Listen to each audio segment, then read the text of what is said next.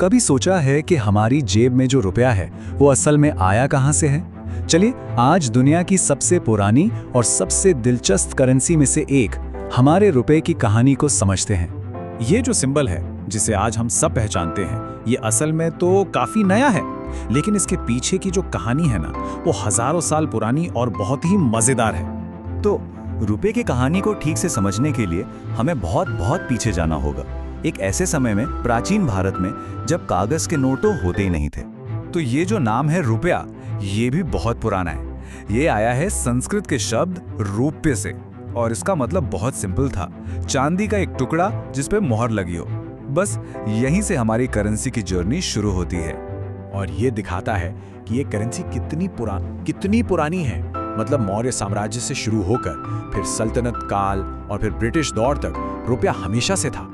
लेकिन चांदी पर टिके होने की यही बात ब्रिटिश राज में रुपये के लिए सबसे बड़ी मुसीबत बन गई, और इसने कहानी में एक बहुत बड़ा ट्विस्ट ला दिया। तो सीन कुछ ऐसा था कि 19वीं सदी में दुनिया की जो बड़ी बड़ी पावर थी, जैसे ब्रिटिश एम्पायर, वो गोल्ड स्टैंडर्ड पर थी। मतलब उनकी करेंसी की कीमत सोने से तय होती थी। और इधर ब्रिटिश इंडिया में रुपया जो था वो सिल्वर यानी चांदी पर बेस्ड था। और बस यहीं से सारी प्रॉब्लम शुरू हुई। और फिर हुआ ये कि अचानक दुनिया में चांदी की बहुत सारी नई खदानें मिल गईं। अब हुआ क्या, मार्केट में चांदी ही चांदी हो गई और उसकी वैल्यू सोने के मुकाबले धड़ाम से नीचे गिर गई। अब सोचिए, रुपया जैसी करेंसी के लिए जो पूरी तरह चांदी पर टिकी थी, ये किसी बड़ी तबाही से कम नहीं था। अब जरा इन नंबर्स पर नजर डालिए। साफ दिखता है कि रुपये की वैल्यू कैसे गिर रही थी। ब्रिटिश पेंस के मुकाबले ये लगातार कम होता जा रहा था, और इस वजह से ट्रेड करना बहुत मुश्किल हो गया। हालात इतने बिगड़े कि ब्रिटिश सरकार को आखिर में रुपये को सोने के साथ जोड़ना ही पड़ा, सिर्फ इसलिए ताकि मार्केट में थोड़ी स्टेबिलिटी आ सके। चलिए अब कहानी को आगे बढ़ाते हैं और सीधे चलते हैं साल 1947 में। देश आजाद हो चुका था और अब वक्त था रुपए को भी एक आजाद पहचान देने का। तो सबसे पहला और सबसे बड़ा सिंबॉलिक बदलाव क्या हुआ? नोटों से ब्रिटिश राजा की तस्वीर हटाई गई और उसकी जगह आया हमारा राष्ट्रीय प्रतीक अशोक स्तंभ। ये एक ऐलान था एक नए आजाद देश का। पर कहानी यहीं खत्म नहीं हुई। अगला जो बदलाव आया वो इससे भी कहीं ज्यादा बड़ा था।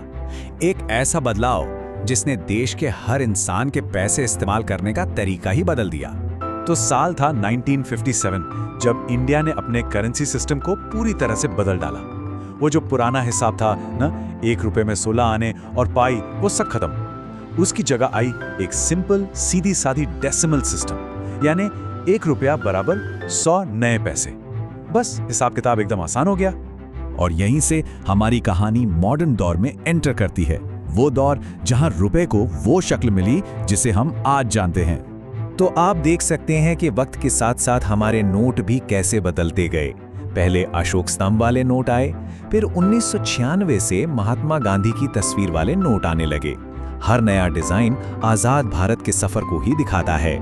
और फिर आया वो दिन, साल 2010 में, जब रुपए को अपनी पहचान मिली, अपना सिंबल रुपए। और ये सिर्फ एक डिजाइन नहीं है, इसमें देवनागरी का र भी है और इंग्लिश का आर भी। ये दिखाता है भारत की संस्कृति और दुनिया से जुड़ने की उसकी चाहत, दोनों को। और रुपए की कहानी में एक और बड़ा ड्रामाई मोड़ आया 2016 में, डीमोनेटाइजेशन यानी नोटबंदी। सरकार ने काले धन से लड़ने के लिए 500 और 1000 रुपए के पुराने नोट अचानक बंद कर दिए। इस एक फैसले ने देश के कैश इकोनॉमी को पूरी तरह से हिलाकर रख दिया। तो कागज से होते हुए अब रुपए का ये लंबा सफर हमें ले आया है इसके सबसे नए पड़ाव पर, डिजिटल युग में। 49.8 अरब रुपए। सोचिए जरा, ये कितनी बड़ी रकम है।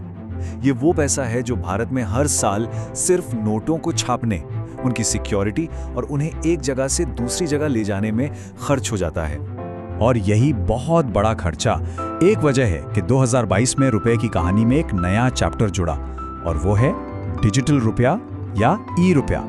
ये रिजर्व बैंक ऑफ इंडिया की तरफ से जारी की गई ऑफिशियल डिजिटल करेंसी है, मतलब हमारे कैश का ही एक इलेक्ट्रॉनिक वर्जन। तो ये थी रुपए की कहानी।